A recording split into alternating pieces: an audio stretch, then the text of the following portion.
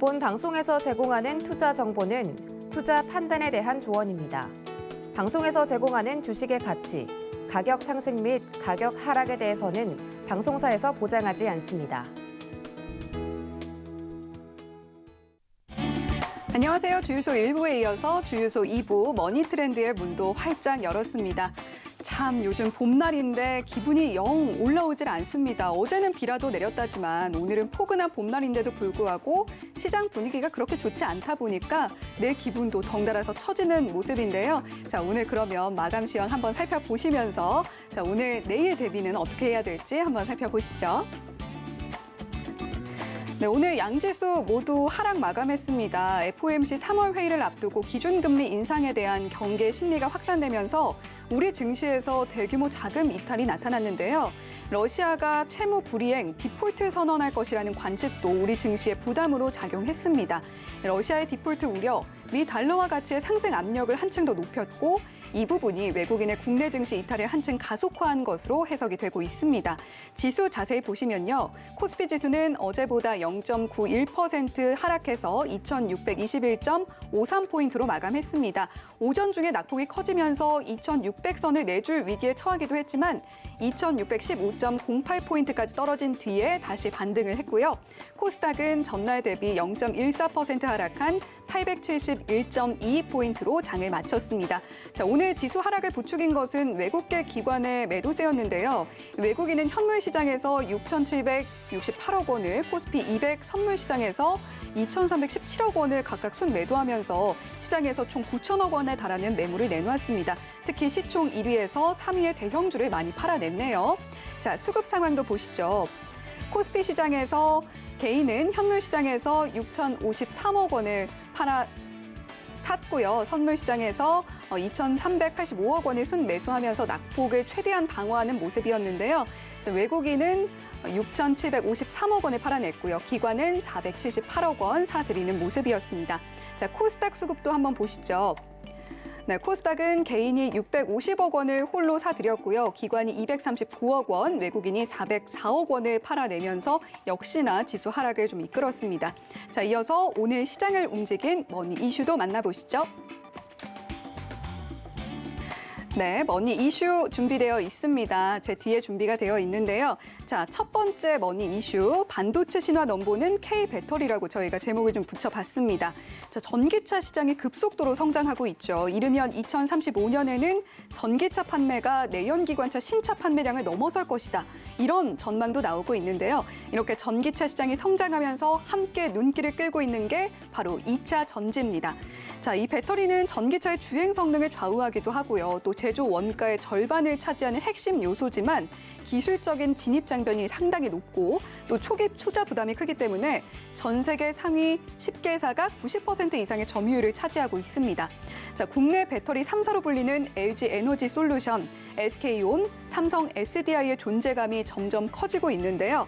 실제로 지난해 K배터리 3사의 글로벌 전기차용 배터리 사용량 전년 대비 77% 늘어났습니다. 자, 지난해 전 세계에서 팔린 전기차 3대 중 1대에는 K배터리가 들어갔다는 의미죠. 이들 삼형제 여기서 만족하지 않았고요. 특히 북미 지역의 글로벌 완성차 업체와 합작 투자 계획을 연이어서 발표하고 있습니다. 자, 이들뿐 아니라 롯데, 포스코, GS 등 주요 그룹들도 대규모 투자를 실시하고 있는데요. 과연 K배터리의 아성이 반도체 신화를 넘어설 수 있을지 주목해 보시기 바랍니다. 자, 이어서 두 번째 이슈로 넘어가 보도록 하겠습니다.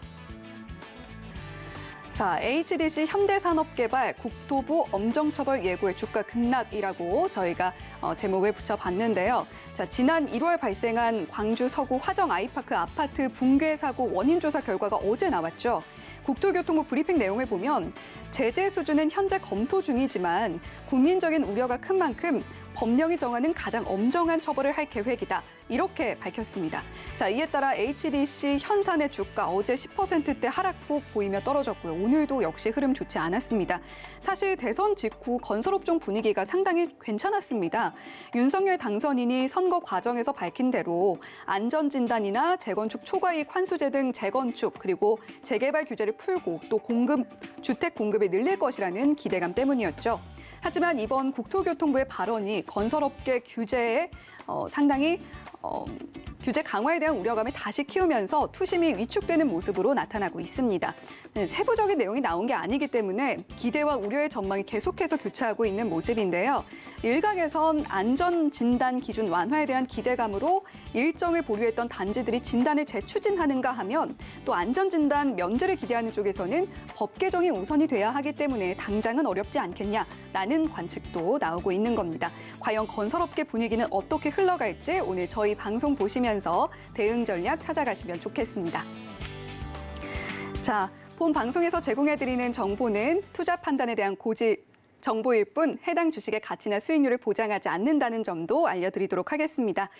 자, 그러면 오늘의 파트너와 함께 시장을 움직인 머니 이슈들 심도 깊게 파헤쳐보는 시간 준비했으니까요. 함께 하시면서 다양한 투자 팁까지 확인하시기 바랍니다. 자, 주유소 2부 머니 트렌드 지금 바로 시작합니다.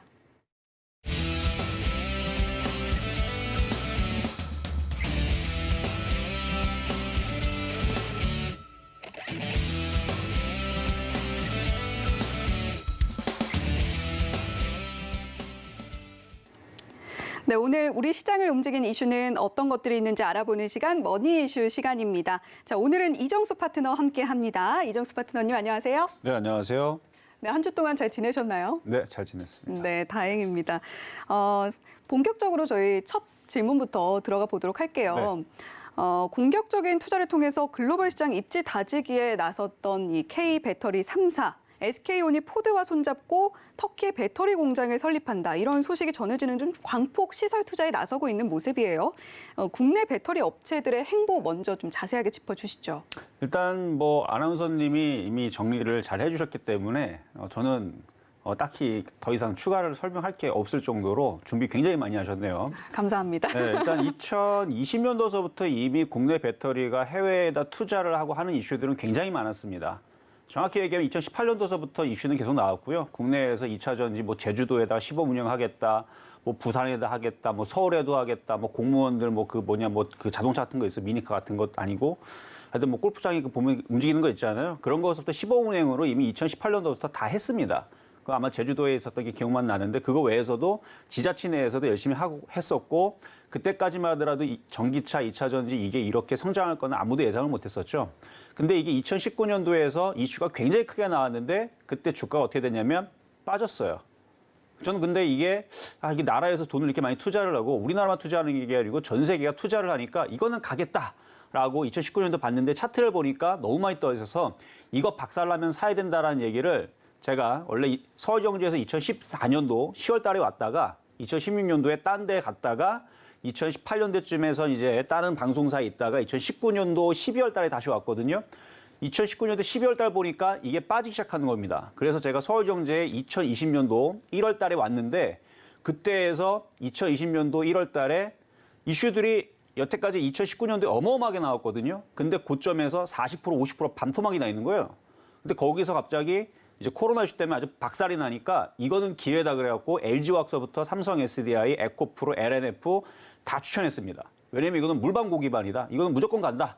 봤기 때문에 굉장히 강하게 얘기했거든요. 그게 2020년도 1월 달에서부터 3월 달까지 LG화학 처음에서 30만 원 얘기했습니다. 남들은 안 들어온다 생각했는데 30만 원이면 25만 원까지 들어왔어요. 그래서 저도 가격을 30만 원 추천했다가 25만 원까지 계속 추천하다가 가격이 다 들어왔고 23만 원도 아마 들어왔을 거야 아마. 그래서 23만 원 추천하고 24만 원 추천하고 25만 원 추천하고 그래서 2020년도에서 가장 많이 추천했던 종목이 딱 두 가지가 있었는데요. 그 중에 하나가 LG화학, 그다음에 후성이었습니다. 2020년도에. 그래서 타이틀이 딱 두 개가 8번을 추천했었던. 어쨌든 그랬었는데 그만큼 2차 전지를 에코프로, 에코프로비엠, LNF를 굉장히 많이 추천했는데 바로 그 이슈가 지금 여기 나와 있는 이슈랑 똑같아요. 그러니까 이 이슈는 재탕입니다. 물론 지금에서 이제 또 공장을 또 설립한다, 확장을 한다 얘기는 당연한 거죠. 왜냐하면 앞으로 이제 그 시설 투자를 해서 수익을 거둬들여야 되니까. 그런데 이 이슈가 이미 벌써 이전에도 있었고 그 이슈 때문에 주가가 벌써 1000% 가까이 올라간 에코프로비엠, 에코프로도 1000% 가까이 갔습니다. 10배가 갔어요. 그리고 후성도 여러분들 제가 추천하고 나서도 455%가 올라갔습니다. 그리고 LNF도 600%인가 올라갔고 에코프로도 600%인가 올라갔을 거예요. 680%. 코스모신 소재도 코스모학도 추천했는데 하여튼 2차 전지들이 그때 당시 2020년도에는 좋았는데 결론적으로는 지금 이슈에서는 이제 확장을 하고 막 좋아지고 이제 그러면 앞으로 이제 배터리 업체가 어떻게 될 겁니까? 라고 물어보신다라 그러면 이미 저는 그 답을 작년 여름에 내놨습니다. 너무 많이 올라가고 있기 때문에 고점 칠 거다. 2021년도 4분기 때 고점을 치고 박살이 날 거다라는 얘기를 작년에 얘기했습니다. 제가 이게 한 번, 두 번 얘기한 게 아니고요. 제가 저녁 방송 때 계속 상담을, 지금은 이제 상담 방송을 안 하지만 한 2주 전만 하더라도 제가 거의 1년 동안 계속 저녁 방송, 상담 방송 했거든요. 상담 방송 할 때마다 2차 전지는 2021년도 4분기 고점을 주거나 2022년도 1분기에서는 끝날 거다. 고점을 치고 굉장히 많이 빠질 거라는 얘기를 한 500번 정도 했어요. 아침에 실전 매매 정세도 그 얘기 했고요. 그 다음에 신의 한 수는 최근에 했었지만 신의 한 수도 얘기했어요. 최근에 고점에서 계속. 그래서 후성을 얘기할 때에서도 LNF를 얘기할 때도 에코프로 얘기할 때에서 고점에서 흔들릴 때마다 3개월 전, 4개월 전 계속 제가 이거 고점에서 많이 올라갔기 때문에 나중에 크게 빠질 거니까 그래서 종목들 상담을 물어보신 분들한테 예를 들어서 제가 일진 머티리얼즈를 예를 들어서 설명을 드리면 이런 식으로 설명해 드렸죠. 자, 차트 한번 보겠습니다. 일진 머티리얼즈 만약에 이거를 그때 당시 물어본 분도 있어요. 올라갔을 때에서 제가 뭐라 그랬냐면 이거 나중에 5만 원, 4만 원에 살 수 있으니까 13만 원에 물려있는 거 파시라고. 손절하라 그랬어요. 물려있는 거 빨리 팔라고. 나중에 4만 원, 3만 원에서 만나볼 수 있으니까 이거 건들면 안 된다. 안 내려갈 것 같죠? 내려갑니다. 주가는 올라가면 결국은 떨어진다. 이 얘기를 작년에서 일진 머티리얼즈, 에코프로, LNF 다 얘기했었는데 지금 종목들이 이제 하나둘 고점에서 진짜로 빠지기 시작하죠. 최근에 뭐 안 좋은 악재도 있었지만 그래서 후성 같은 경우도 저는 이거 10,000원으로 내려간다고 보고 있는 중이거든요. 10,000원 더 깰 수도 있어요. 예전에서 제가 4,800원에 추천했던 종목인데요. 4,800원에 추천해 올라갈 때는 4,800원이든 5,000원이든 6,000원이든 8,000원대 추천했었고 10,000원대도 추천했었고 가장 비싸게 추천했을 때가 12,000원대인가 그럴 겁니다. 그렇게 추천했던 종목인데 지금은 이거 10,000원 내지는 5,000원까지도 보고 있어요. 그만큼 2차 전지 관련주는 많이 올라갔기 때문에 지금 그런 얘기 저런 얘기 막 나오고 해도 저는 주가가 계속 상승을 하면서 올라가기는 이제는 조금 힘들어 보인다. 이 정도까지 말씀드리도록 하겠습니다. 네, 사실 2차 전지의 부상, 이정수 파트너님이 사실은 이미 예견을 하셨던 부분이고 진입해라라고 당시에 짚어주셨던 부분이다 이렇게 말씀을 해주셨는데 이제는 조금 오를 때까지 오르지 않았나라고 좀 이야기를 해주셨습니다. 자, 말씀해주신 것처럼 이제는 많은 기업들이 기술 개발 또 선점을 위해서 경쟁을 하고 있는 상황인데요. 특히 꿈의 배터리라고 불리는 전고체 배터리 기술 개발에 참 집중을 많이 하고 있습니다. 자, 우리 기업들이 차세대 배터리를 통한 글로벌 입지 다지기에도 좀 성공을 해야 할 텐데 전망이 좀 궁금해요. 성공할 수 있을까요? 성공은 할 거라고 보고 있어요. 네. 왜냐하면 우리나라의 그 기술력은 뭐 어느 나라를 다 통틀어도 우리나라처럼 이렇게 잠을 안 자고 열심히 기술에 매진하면서 일하는 나라가 없거든요. 네. 거기다가 이제 한국 사람들은 저도 알겠지만 일단 다 똑똑합니다. 이거는 뭐 전 세계가 인정하는 부분들이니까. 어쨌든 머리도 똑똑한데도 불구하고 잠도 안 자고 열심히 많이 일을 하고 거기다가 한 번 빠지면은 원래 이제 그 이과생들이 그래요. 그래서 한 번 뭘 만지게 되면은 그냥 끝장을 보겠죠. 그런 이제 근성이 있는 그런 이제 특징을 가지고 있는 이제 한국인 특징 때문에 그런 것 같은데 그래서 그런지 다른 나라들이 그렇게 우리나라를 추월하거나 하지는 못할 것 같고요. 계속 우리나라가 2차 전지가 됐든 이제 IT 기술 쪽에서는 계속 격차를 벌리면 벌렸지 뒤떨어질 것 같지는 않아요. 그래서 저는 전고체 배터리 같은 부분들도 곧 상용화가 원래는 이게 되게 어렵다라는 얘기를 했어요. 사실 2차 전지 같은 경우도요. 2008년도 때 제 친구가 삼성 SK 연구원이거든요. 그래서 제가 물어봤거든요. 2차 전지 그거 되긴 되는 거냐 그랬더니 제 친구가 연구원이 삼성 SK 연구원인데 지금은 자회사 쪽으로 갔어요. 삼성 SK 자회사 쪽으로 지금 갔는데 그때 그 친구가 뭐라 그랬냐면 이거 2차 전지 지금 개발 중에 있는데 막 폭발하고 무섭다고 뭐 그러면서 자기 입으로 안 된다 그랬어요. 이거 이미 벌써 개발할 대로 개발했고 이거 어렵다 그랬는데 근데 개발이 됐잖아요. 그렇죠? 계속 기술 혁신.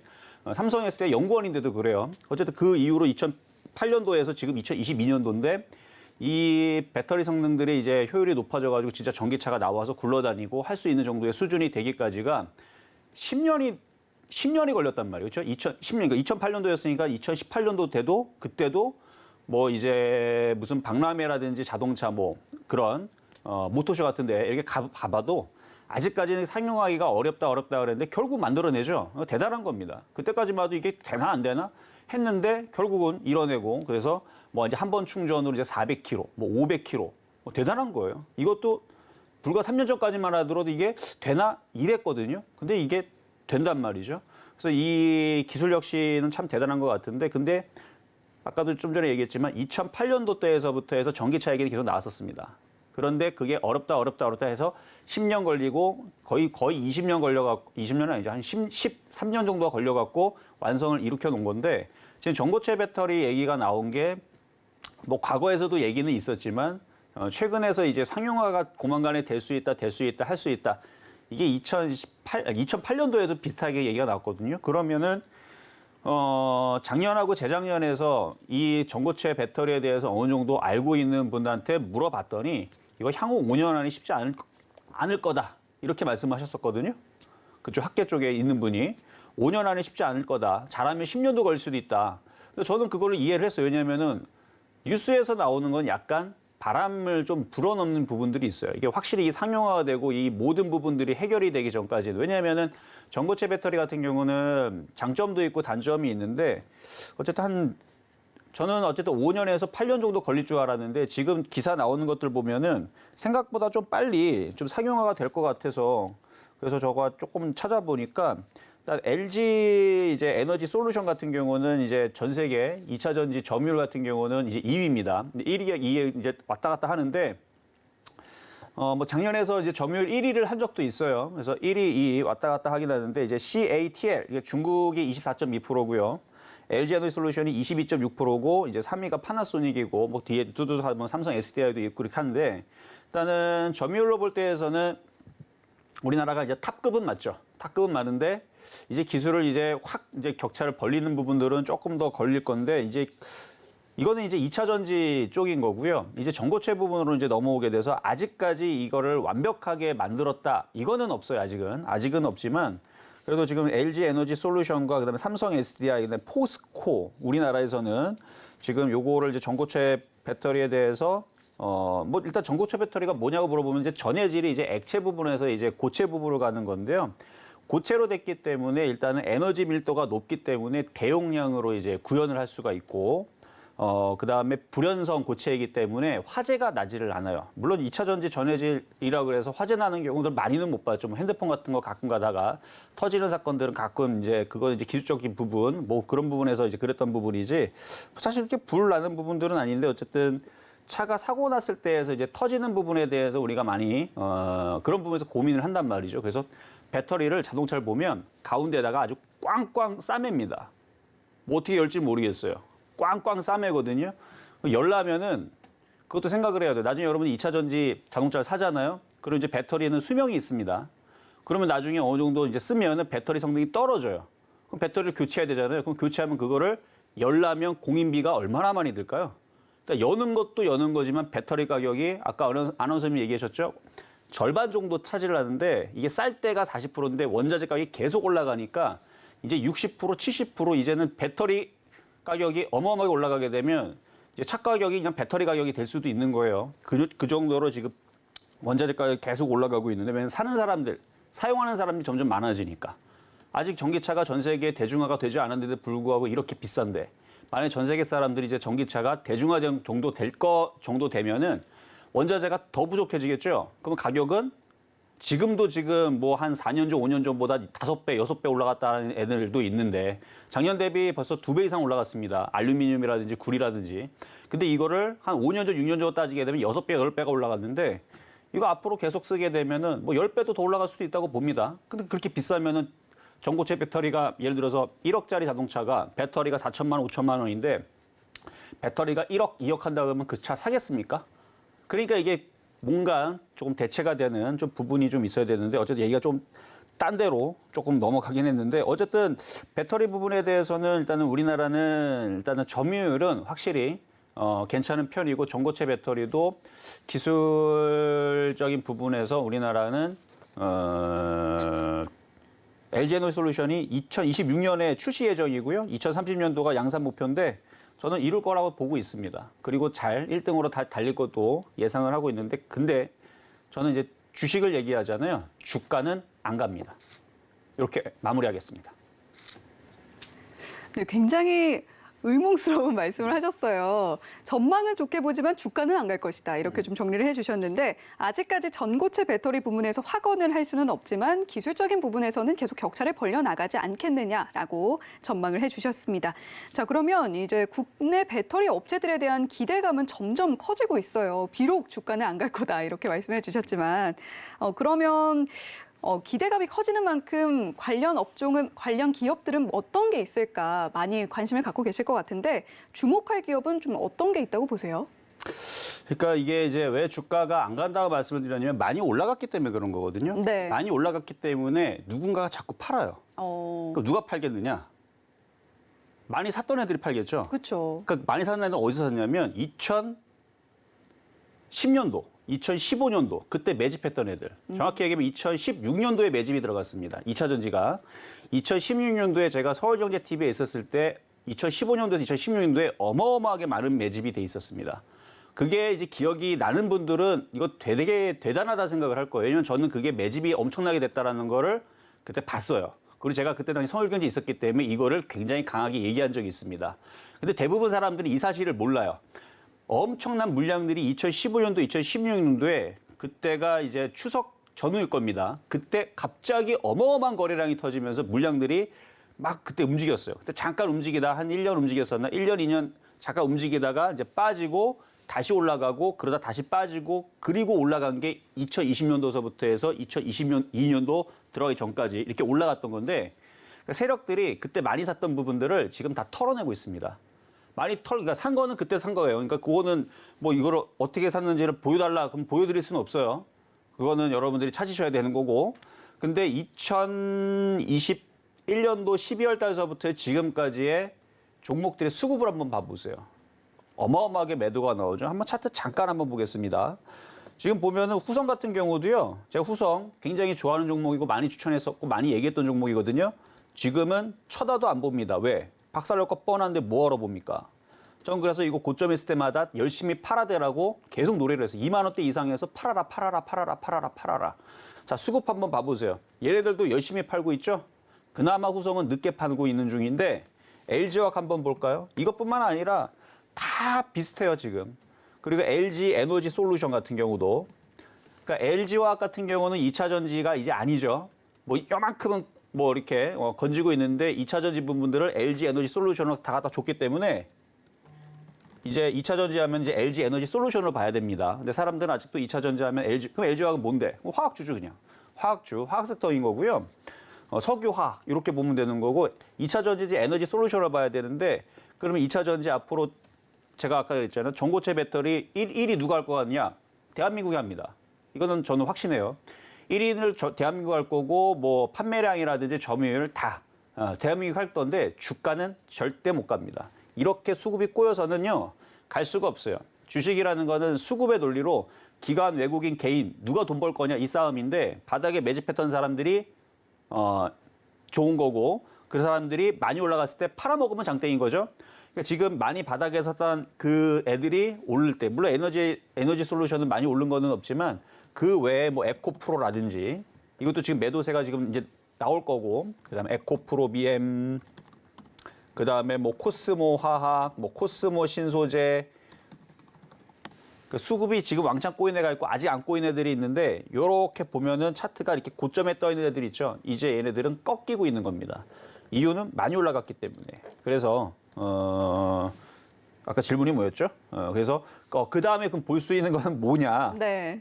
제가 볼 때에서는 다시 조정받으면 후성 같은 경우, 그러니까 주식이 계속 나쁘지는 않아요. 다시 싸지면 좋은 겁니다. 제가 예전에 후성을 4,800원에 추천한 적이 있는데요. 다시 5,000원대 4,800원 오면 아주 좋습니다. 그때는 사도 돼요. 그리고 코스모시 소재 같은 경우도 제가 예전에 실전 매매 정도에서 7,000원 추천한 적이 있어요. 7,000원 추천해가지고 680% 올라왔던 종목인데 다시 7,000원 떨어지게 되면 이게 웬 떡이냐고 주워 담아도 됩니다. 그리고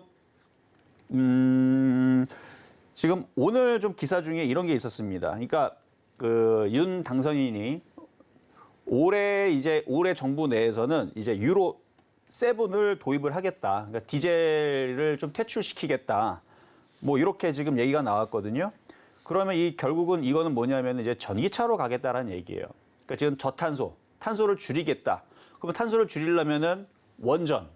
그래서 원전 지금 얘기 나오고 있잖아요. 그래서 원전 지금 짓겠다라고 얘기 오늘 기사가 나왔고, 그래서 원전 그다음에 태양광 풍력인데 태양광 풍력 움직일 수는 있지만 우리나라하고는 맞지는 않습니다. 다른 나라에서 환경적으로 밀려요. 다른 나라들은 그 풍력이 잘 되는 나라들은 24시간 태풍처럼 계속 바람이 부는 동네가 있어요. 그런 데 설치해도 맞는 거고요. 우리나라는 그런 나라가 없어요. 그리고 너무 이게 날씨가 너무 더워도 우리나라 여름엔 너무 덥잖아요. 그래도 이게 효율이 떨어진답니다. 어쨌든 우리나라는 별로 맞지가 않는데요. 그래서 그런 부분들 때문에 결국은 저는 그러면 이제 전기차 쪽으로 가면은 2차 전지보다는 전기차 부품을 좀 보시는 게 나을 것 같고, 전기차 부품하고 그다음에 인공지능, AI 이쪽으로 좀 보셔야 만약에 이제 그러니까 전기차 섹터들이 이제 앞으로 좋아져서 2차 전지를 보기보다는 그쪽으로 보는 게 제가 볼 때서는 아마 수익률 게임으로는, 왜냐하면 지금 정부에서 인공지능하고 저탄소에 대해서 얘기가 계속 있으니까, 그리고 유로 7에 대해서 지금 환경 규제를 점점 강화를 하고 하는 부분이 2025년도부터 시행을 한답니다. 그럼 웬만하면 그 배출 기준이 맞지 않는 웬만한 그 내연기관 차들은 다 이제 굴러다닐 수가 없게 되는 거죠. 그러면 이제 전기차를 많이 구입하게 될 텐데 2차 전지는 아무래도 그 원자재 가격도 너무 비싸고 이런 부분이 아킬레스건이 돼서 지금 흔들고 있고, 그래서 수급이 너무 안 좋으니까 전기차 부품 쪽을 저는 말씀드리고 싶습니다. 네, 주가가 안 간다 했던 부분은 오를 만큼 올랐기 때문에, 그리고 오르면 팔기 때문에라고 설명을 해주셨고요. 이정수 파트너가 이전부터 추천해 주셨던 뭐 후성이라던가 코스모 신소재 지금 다 팔고 있기 때문에 비슷한 흐름이긴 한데, 그럼에도 불구하고 눌림목이 왔을 때 담으셔도 된다. 이렇게 좀 정리를 해 주셨습니다. 자, 그리고 이왕이면 2차 전지 섹터보다는 전기차 부품이라던가 인공지능 섹터를 보시는 게 수익률 측면에서 낫겠다라고도 정리를 해 주셨습니다. 자, 이렇게 머니 이슈 첫 번째 이슈 만나봤고요. 두 번째 이슈로 넘어가 보도록 하겠습니다. 자, 광주에서 아파트 신축 공사 붕괴 사고 일으킨 HDC 현산, 국토부가 엄정 처벌을 예고하면서 주가가 급락했어요. 먼저 국토부의 입장, 그리고 오늘 주가 흐름 먼저 좀 짚어주시죠. 일단 뭐 여러분들 알겠지만 엄중 처벌을 하겠다라는 얘기가 나왔거든요. 그러면 저는 이거에 대해서 일단은 이게 질문이 왔으니까, 그래서 일단은 질문이 급락을 했는데, 네. HDC 현대산업개발에 대해서 앞으로 어떻게 될 건가, 이걸 예상해달라는 얘기인가요? 그렇죠, 그렇죠. 안 그리고 쳐다보면 건설업 됩니다. 쪽. 왜냐하면 우리 똥이 무서워서 피하지 않잖아요. 네네. 그러니까 이렇게 지저분한 이슈가 있을 때에서는 안 하는 게 나아요. 차라리 관망해라. 아니, 아예 그냥 근처도 안 가면 돼요. 네네. 신규 갖고 계신 매수로는 분들도 있잖아요. 그렇죠. 그거를 이제 물어본다라 그러면 그런 사람들 어쩔 수가 없어요. 왜냐하면 지금 정부에서 나오는 부분도 여러분들이 기사를 보면 알겠지만, 건설산업기본법에 따르게 되면 부시공업체는 건설업 등록 말소나 1년 이내에 영업정지 처분을 받게 된다. 이 얘기가 여러분들 알고 있는 사실이잖아요. 그렇게 될 수가 있고, 가중처벌까지 받을 경우를 생각을 하게 되면 건설시장에서 완전히 퇴출 가능성도 배제할 수 없다라고 얘기가 나오고 있습니다. 그러니까 이거를 솜방망이 처벌로 너네 봐줄게, 이렇게 건너가지는 않을 거란 얘기예요. 완전히 퇴출도 쉽지는 않습니다. 근데 여기 기사에 나온 거예요. 기사에서 완전 퇴출도 가능할 수 있다. 만약 이렇게 된다라 그러면 갖고 있는 분들은 휴지 조각 되는 건 아니고요. 다른 건설사가 다시 사줄 겁니다. 그 인수가 되겠죠. 그러면 주가는 폭등을 해요. 차라리 그렇게 하면 폭등할 수 있어요. 근데 그거는 가능성은 저는 없다라고 보고 있고, 거의 영업 정지 처분을 받으면서 실적이 안 좋아지겠죠. 그러니까 안 건드리는 게 낫다라고 얘기를 하는 겁니다. 근데 물려있는 사람들은 1년이든 2년이든 버티다 보면 주가가 나중에 다시 회복하면서 올라가기는 할 거예요. 그러니까 갖고 있는 사람들은 추가 매수할 생각하지 말고 그냥 가지고 있으세요. 실적은 당연히 안 나올 거로 이미 예상이 되고 있는 거니까 그냥 그렇게 가져가시면 되고요. 대신에 제가 건설줄 나쁘다고 얘기하는 게 아니고, 얘에 대한 악재가 있고, 영업을 못 하는데, 그렇죠? 건설업 등록을 말소가 되는, 그러니까 건설 그 회사는 내려놓지만 그 허가를 안 내준다는 얘기죠. 그럼 다시 뭐 등록해야죠. 아니면 뭐 회사 이름을 바꾸거나 아니면 뭐 자회사를 내거나 뭐 다른 편법을 써가지고 뭐 그렇게 해서 다시 나중에 이름 바꿔갖고 뿅 하고 나오겠죠. 사람들이 잊어먹을 때쯤 되면 그렇게 되기 전까지 기다리는 방법밖에 없다고 봅니다. 대신에 건설주들은 지금 일단은 기대감이 계속 남아 있으니까 다른 건설주들로 뭐 현대건설도 있고 GS건설도 있고 삼성엔지니어링도 있고 삼성물산도 있고 건설주 많잖아요. 그거 말고도 중소형 건설주들도 굉장히 많습니다. 지금 뭐 해저터널 관련주 해가지고 지금 뭐 특수건설부터 해서 자연과 환경 죄다 움직이고 있고 뭐 범양건영부터 해가지고 뭐 서희건설 이거 말고도 여러분들이 알고 있는 건설주들 딱 읊으면 한 50개 정도 나올 겁니다. 그쪽에 애들 하면 되죠. 굳이 이슈가 이렇게 왔다 갔다 이렇게 지저분하게 나오고 있는 HDC 현대사학개발 굳이 지금 사야 되느냐라 물어본다라 그러면 안 사는 게 좋다 말씀을 드리겠습니다. 네, 일단 현대산업개발 쪽은 쳐다보지도 말아라라고 의견을 정리해 주셨는데요. 그런데 사실 그냥 이 종목만 쳐다보지 않으면 될 일인 것도 같지만 또 국토부의 대응이 단순히 HDC 현산에만 영향이 있는 게 아니라 건설업계에 대한 규제 강화로 이어지지 않겠느냐 하는 부담감이 아무래도 좀 작용하고 있는 것 같아요. 건설업계에 대한 투심이 좀 악화될 수 있을 것이다 이런 우려도 나오는데 이 부분은 좀 어떻게 보시나요? 이 질문을 제가 보고 과연 우리가 그 걱정을 해야 될 게 과연 건설업 규제인 건지 아니면 지금 상황에 있는 금리 인상이라든지 유가 급등이라든지 아니면은 이제 전쟁 상황, 우크라이나 전쟁 상황으로 지금 물가가 폭등하고 있죠. 걔네들 때문에 원자재가 다 올라가니까 그렇죠? 네. 그리고 뭐 지금 뭐 곡물도 가격이 올라가고 뭐 설탕 수수도 올라가니까 설탕 가격도 올라가고 밀가루 가격 올린답니다. 올라가게 되면 여러분이 좋아하는 뭐 햄버거, 피자뿐만 아니라 다 올라가는 거예요. 근데 곡물이 올라가니까 옥수수 가격이 올라가니까 이제 그 사료에 옥수수가 많이 들어가는데 그러면 사료, 돼지, 소, 뭐 등등 닭 뭐 먹여야 되는데 그것도 가격이 다 올라가죠. 그러면 우리나라 물가뿐만 아니라 전 세계 물가 다 올라갑니다. 그러면 그걸로 인해서 경기 침체가 찾아오죠. 거기다 지금 전쟁 상황은 아까도 얘기했지만 거기다 경기 침체, 그래서 스태그플레이션 얘기하잖아요. 뭐 등등 해가지고 지금 주식시장이 안 좋은 게 문제인 거지 건설업이 지금 그래서 이게 빠진다? 만약에 건설주들이 투심이 약화돼서 빠지는 거 저는 그게 걱정이 10이라고 간다라 그러면 시장이 안 좋고 하락장으로 내려갈까 봐 그 걱정이 100은 넘을 겁니다. 그러니까 10 가지고 100에 대한 걱정을 해야지 10을 가지고 걱정할 건 아니라는 얘기에서 건설주들 투심 안 좋은 거는 저는 사실 그렇게 크게 신경 쓰진 않거든요. 어차피 장이 좋아지고 정부에서 뭔가 좋은 정책, 기대감을 불어넣게 되면 주가는 올라가긴 할 거예요. 그리고 그것보다도 전 세계 글로벌 시장이 폭등장으로 바뀌고 뭐 전쟁 상황도 끝나고 그렇죠? 전쟁도 끝나고 그다음에 물가도 떨어지고 유가도 떨어지고 곡물 가격도 떨어지고 이런 기적과 같은 일들이 벌어진다라 그러면 그 기업의 실적도 막 어닝 서프라이즈 나오고 그러면은 걱정할 게 전혀 없는데 그 상황이 아니잖아요. 지금 시장이 지금 굉장히 안 좋은 상황으로 계속 되고 있다 보니까 오히려 시장이 하락장인 게 지금 저는 하락장으로 보거든요. 하락장인 게 더 문제지 건설업 전체적으로는 기대감으로 저는 그래서 이렇게 말씀드릴게요. 단기적으로는 뭐 건설주들 괜찮아 보이지만 장기 투자는 건설주뿐만 아니라 모든 섹터들은 일단은 조심하셔야 된다. 그러니까 건설주가 문제가 아니고 지금 시장이 문제니까 그래서 장기 투자는 지금으로서는 저는 무조건 반대입니다. 근데 단기적으로는 건설주 좋아요. 그러니까 투심 생각하지 말고 지금 있는 이슈를 가지고 뭐 규제야 뭐 지금 당장 하는 거 아니잖아요. 그러니까 한 달 동안 건설주 반등 나오면 그때까지 열심히 매매하다가 한 달 전에 먹고 나오세요. 다 팔고 나오고 그 뒤에 규제를 강하게 걸면 빠지잖아요. 그럼 쭉 빠지면 그것도 나온 악재이니까 바닥에도 싸게 사면 되죠. 그런 식으로 규제를 가지고 구더기 무서워서 장 못 담근다 뭐 이런 얘기가 있듯이 주식도 지금 있는 호재만 보고 단기적인 그 기대감으로 단타적인 관점에서 저는 괜찮다고 봅니다. 네, 건설업계에 대한 이 규제에 대한 우려로 투심 우려를 했는데요. 그런 부분을 생각하기보다는 지금 전반적으로 좀 하락 장세에 들어가 있기 때문에 단기적인 호재로 단기 투자를 좀 했으면 좋겠다. 이런 의견 전해주셨습니다. 자, 머니 이슈 오늘 시장을 움직인 이슈 이렇게 두 가지 살펴봤고요. 오늘의 가장 핫했던 섹터 짚어보는 시간이죠. 머니 섹터로 이어가 보겠습니다.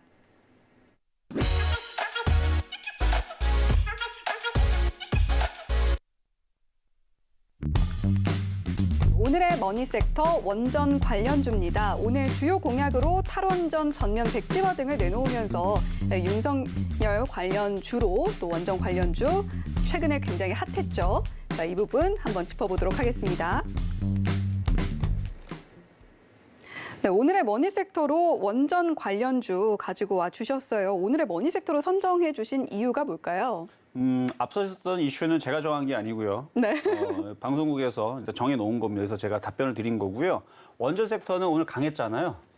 강했기 때문에 제가 이제 뽑아왔는데 저는 원전 테마주들을 작년도서부터 좋게 얘기를 했어요. 그리고 저는 한전 산업인가 한전 기술을 작년, 재작년 바닥에 있을 때 추천도 했었고, 그래서 풍력 태양광보다는 저는 원전이, 왜냐면 원전 우리나라가 전 세계적으로 기술력이 대단한데 그걸 조금 그 탈원전 이슈가 나왔을 때에서 이거를 안 한다라는 건 너무 아깝다 생각했거든요. 저만 그렇게 생각한 게 아니고 많은 사람들이 그렇게 생각을 해왔고, 그럼 우리나라에서 안 된다 그러면은 다른 나라는 하고 있으니까 다른 나라에다가 원전을 짓고 하면서 결국 그것도 이제 수주하는 거니까 저는 그래서 원전이 나중에 그 정책이 바뀌거나 결국은 이렇게 되고 저렇게 되고 하다면은 원전 테마주는 결국 나중에 가겠다 이렇게 얘기를 했었었는데, 근데 그렇다고 뭐 매일같이 밀진 않았어요. 2차 전지처럼 밀진 않았습니다. 그냥 원전에 대해서 그 신재생 에너지 물어볼 때마다 상담이 들어오거나 아니면 무슨 강연회가 있을 때 얘기할 때마다 풍력 태양광보다는 원전을 하셔라. 이유는 아까도 얘기했잖아요. 태양광 우리나라 맞지 않아요. 그리고 풍력도 우리나라 효율도 떨어지지만 우리나라가 맞지 않습니다. 그거는 맞는 나라에다가 설치를 해야 되는 거고요. 우리나라는 그 조건에서 불합리하기 때문에 이게 기사에 나왔던 얘기예요. 그래서 그 기사에 나와서 우리나라 풍속이 어떻고 그다음에 일조량이 어떻고 우리 또 장마도 지면 또 그것도 이제 적자란 말이에요. 날씨 너무 따뜻하면 효율이 떨어져서 또 그것도 적자가 되고 충전도 잘 안 돼요. 그렇게 되면. 그러니까 적당한 날씨는 그러니까 햇빛은 쬐야 되는데 날씨가 30도가 넘어가면 안 됩니다. 뭐 그러니까 이런 조건에서 이게 쉽지가 않다 보니까 그래서 그게 우리나라는 맞지 않는다. 이 기사의 내용들을 제가 그 과학 그 저널 기사들을 보면서 그래서 강연에서 그 얘기를 했거든요. 원전을 해라. 근데 원전이 지금 많이 가고 있잖아요.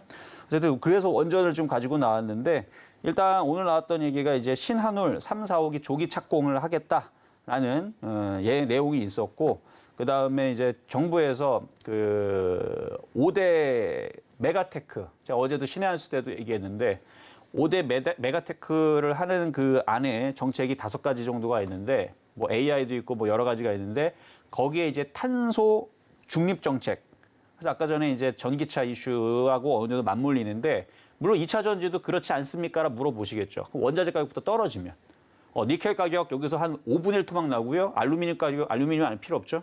니켈, 그다음에 카드뮴, 하여튼간 그쪽 2차 전지 그 핵심 소재들 가격 한 5분의 1 토막 나면은 2차 전지 해도 괜찮을 것 같아요. 근데 원자재 가격이 너무 비싸니까 이게 좀 문제가 되고, 그래서 저는 2차 전지보다는 많이 올라간 것도 많이 올라갔지만 전기차 부품은 괜찮을 것 같아서 전기차 부품. 근데 여기 이제 원전 얘기한 이유는 정부 정책 수혜주기 때문에, 그래서 정부 정책 수혜주니까 이쪽 관련주들을 좀 보시는 게 좋을 것 같은데, 그래서 제가 몇 가지 종목 일단 강했던 거 몇 가지 한번 보겠는데요. 자, 먼저 보성 파워텍입니다. 그러니까 보성 파워텍은 갈 줄 알았어요. 왜 그러냐면은 이게 거래량이 장난이 아니었거든요. 근데 지금도 바닥에서 거래량이 장난 아닌 애들이 있습니다. 바닥에서 이렇게 매집이 되고 있는 종목들은 나중에 이렇게 가게 돼 있어요. 그러니까 이 보성 파워텍도 이 가기 위해서 보면은 몇 년을 준비했는지 몰라요. 1년, 2년, 3년. 저 그래서 2020년도에서부터 얘기했던 이제 보성 파워텍인데 이렇게 갈 줄 알았지만 막상 가니까 좀 허무하죠. 왜냐면은 저 보성 파워텍을 이거 추천을 하려고 계속 노렸는데 도망가더라고요. 그래서 이걸 추천을 못했어요. 그래서 좀 아쉬워서 그래도 이것 말고 한전 기술 이거는 추천했었습니다. 2021년도에 여기 18,000원인가 19,000원 여기서 한번 추천한 적이 있었는데 이제 보성 파워텍을 놓쳐갖고 그래갖고 화가 나가지고 보성 파워텍을 놓쳤으니 한전 KPS를 놓쳤구나. 한전 KPS 놓쳤으니 한전 기술 추천했나 뭐 그랬을 거예요. 그래서 이게 이제 이렇게 많이 올라가는 종목인데 그래서 뭐 한전 기술도 그랬고 그다음에 한신기계 최근에 강하게 움직인 거는 한신기계 잘 움직이죠. 한신기계 그다음에 서전기전 이제 원전 테마주들인데 이것도 지금 잘 움직여주고 있고 그다음에 일진파워. 근데 지금 잘 움직이는 거 지금 뭐 구경만 하려는 게 아니고요. 앞에 있는 거래량 한번 봐보세요. 거래량 보면은 갈만하니까 가는 겁니다. 거래량이 실려 있고 차트도 강한 상태에서 이슈가 불어닥치니까 강하게 올라가죠. 그럼 지금 사야 되느냐? 늦었죠. 지금 사게 되면 물리기 쉽고요. 잘못 물리면은 고생 꽤 오래 합니다. 그러면 어떻게 해야 되느냐? 지금 대장이 지금 보성파워텍, 일진파워, 좀 전에 얘기했던 한신기계, 서정기전 이런 애들이라면 그런 애들을 따라갈 수 있는 종목들을 공략하면 되겠죠? 그럼 그 종목이 뭐냐? 좀 이따 말씀드리도록 하겠습니다. 네, 일단 정부 정책 수혜주이기 때문에 원전 관련주 괜찮다 이렇게 말씀해 주셨고요. 보성 파워텍, 한신기계 그리고 일진파워 거래량과 함께 짚어주셨습니다. 자, 그리고 앞서 이야기해 주셨던 2차 전지 부품주도 한 번 더 보시면 좋겠다는 생각이 드네요. 자, 그러면 오늘 주식시장에서 주목받았던 가장 핫한 섹터 원전 관련주 짚어봤고요. 자, 그러면 이번에 가장 시청자분들이 궁금해하시는 부분이죠. 오늘의 머니 종목 지금 바로 공개하도록 하겠습니다. 오늘의 머니 종목은 한전산업으로 선정을 해주셨습니다. 네, 한전산업 오늘 흐름 보시면요. 3.39% 상승해서 15,250원의 종가 형성했고요. 등락 반복하는 흐름 보이다가 장 후반에 상승폭을 키워나갔습니다.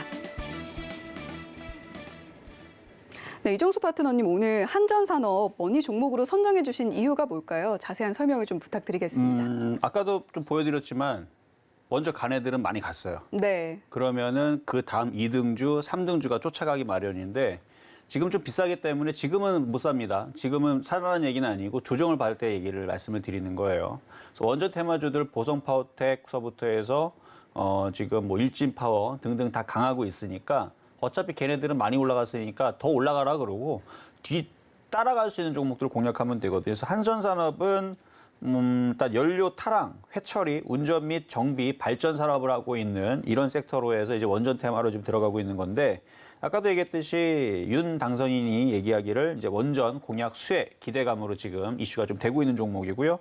신한울 3, 4, 5기 공사 조기에 재개를 하겠다라는 언급에 지금 원전 테마주 다 강세를 보여줬으니까 자, 차트를 보면 공약은 한전산업 지금 가격에서는 저 알겠지만 이렇게 떠 있는 상태에서는 절대 공략 안 해요. 만약에 올라가면 그냥 빨리빨리 손을 들고 잘 가라고 보내주면 됩니다. 쫓아가지 마세요. 지금 박스권장이고 쫓아가봤자 별로 좋을 거 없습니다. 그리고 지금 원전 테마주만 보면 오늘 시장이 하락했잖아요. 오늘 중국 시장 4% 넘게 급락했죠. 그럼에도 불구하고 원전 테마주들은 홀로 오늘 혼자 상승장이었어요. 다 강했습니다. 그러니까 지금은 차별화장이에요. 시장이 잘 무너지질 않아요. 그러니까 무너지지 않으니까 물론 이제 FOMC 앞두고 이제 어떻게 될지는 좀 두고 봐야 되지만 무너지지 않는 박스권장에서 차별화 장세가 나오게 되면 그냥 강한 종목들을 조정받을 때 공략하면 되는데 한전산업은 지금 박스권 고점에 지금 조금만 더 올라가면 부딪히는 자리거든요. 그러니까 쫓아가지 마시고 조정받으면 한 10,000원에서 11,000원, 그러니까 11,000원, 11,000원에서 10,000원 정도 사이로 내려오면 이거 뭐 어려울 거 없어요. 박스권이에요, 박스권. 요게 박스권 지금 고점. 그 요 박스권 저점으로 내려오면 거기서 공략하면 되는 겁니다. 근데 가격이 잘 안 들어오겠죠. 그럼 안 들어오고 도망가면 어떻게 하면 돼요? 딴 거 찾으면 되죠. 원전 테마가 꼭 아까 얘기했던 일진파워, 서전기전, 보성파워텍, 뭐 한전산업 얘네만 있습니까? 원전 테마 이거 말고도 대충 얘기해도 20가지는 나와요. 많이 얘기하면 뭐 50가지도 나오겠지만 대충 얘기해도 20가지 넘게 나오는데 그리고 한전산업을 얘기한 이유는 제가 한전기술하고 한전 KPS는 과거에 한번 방송에서 추천한 적이 있고 한전기술 같은 경우는 1월 달에 추천해가지고 수익을 몇 프로 냈었더라 때 400%대였나 500%대군요. 500%대 정도가 올라왔던 종목이라 지금 비싸서 제가 잘 추천을 하지는 않는데 지금 원전 테마주들이 지금 대선이 끝난 지가 이제 얼마 안 됐잖아요. 지난주 수요일서부터 끝나고서 목요일, 금요일, 그다음에 어제가 월요일, 화요일, 이제 5일째란 말이에요. 그러니까 이제 막 그 새로운 정부에 대한 기대감에 맞춰서 공약주들이 순환하면서 강하게 움직여주고 있으니까 그쪽 관련주들이 돌아가면서 움직이고 있는 건 여러분들 지금 기사 봐서 알잖아요.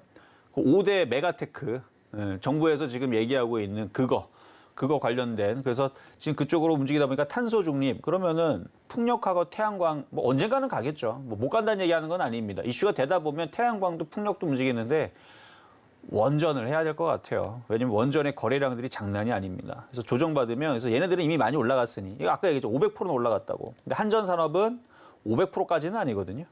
1월 달로 따져도 이렇게 보면은 다른 애들 많이 올라갈 때 대비 300%밖에 안 올라갔어요. 300%도 많이 올라갔죠. 많이 올라가고 맞는데, 맞긴 맞는데 500%까지는 아니니까 걔네들보다 좀 만만하니까. 그래서 조정받을 때 10,000원 정도. 그래서 손절은 9,500원 정도 잡으시면 될 것 같아요. 손절은 9,500원 잡고, 왜냐면 박스권 저점이 깨지면 그냥 안 간다는 얘기예요. 밑으로 쭉쭉쭉쭉 떨어지겠다는 얘기가 9,500원 깨지면 그냥 버리면 돼요. 아, 이제 원전 테마 끝났구나, 이렇게 생각하면 되고, 그러니까 당장은 안 끝나겠죠. 그래서 9,500원 안 깨질 거니까 10,000원대 초반대로 해서 11,000원, 10,000원대 좀 붙을 때 공략하시고, 목표 가격은 박스권이니까 뭐 그렇게 높게 잡지는 않겠습니다. 최고가 여기 보이죠? 18,650원이죠. 그래서 박스 고점까지 목표치로 보시면서 조정 시 매수 공략할 수 있는 종목, 원전 테마 한전 산업이었습니다. 네, 여러 가지 요즘 원전 관련 테마주들이 많이 올랐지만 그중에서도 공략할 만한 종목으로 한전산업 제시를 해주셨고요. 자, 매수가는 10,000원에서 11,000원, 목표가는 18,650원으로 제시를 해주셨습니다.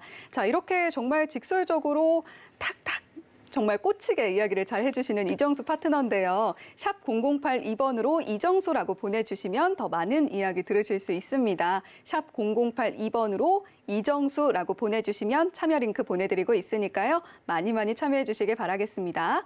자, 그리고 내일은 또 장중 투자 전략에 대해서 공개 방송을 하신다고요. 네, 내일 공개 방송이 있을 예정입니다. 일단 시장이 좋지를 않는데 안 좋아도 갈 종목 갑니다. 이게 원전 테마 가잖아요. 그래서 정부 정책 수혜주로 순환매가 나오기 때문에 내일 공개 방송에서 또 어떤 얘기를 여러분들한테, 왜냐면 매매해야 돼요. 매매 안 할 수는 없어요. 왜냐면 장이 박살이 안 나니까 가는 애들은 가거든요. 그러면은 이제 FOMC 3월 17일 날을 앞두고 시장이 무너지는지 안 무너지는지 그 정도 체크를 좀 해야면서 매매할 종목들에 대한 얘기를 좀 나누도록 하겠습니다. 네, 이정수 파트너의 장중 투자 전략 공개 방송 내일 오전 11시에 열릴 예정이라고 하니까요. 이 방송도 많은 시청 부탁드리도록 하겠습니다. 자, 서울경제TV의 주유소는 자본시장 통합법을 준수합니다. 1:1 투자 상담, 유사 수신 행위 등 모든 불법 사항을 엄중하게 금지하고 있다는 점 안내해 드리겠고요. 또 서울경제TV, 서울경제신문은 당사의 브랜드입니다.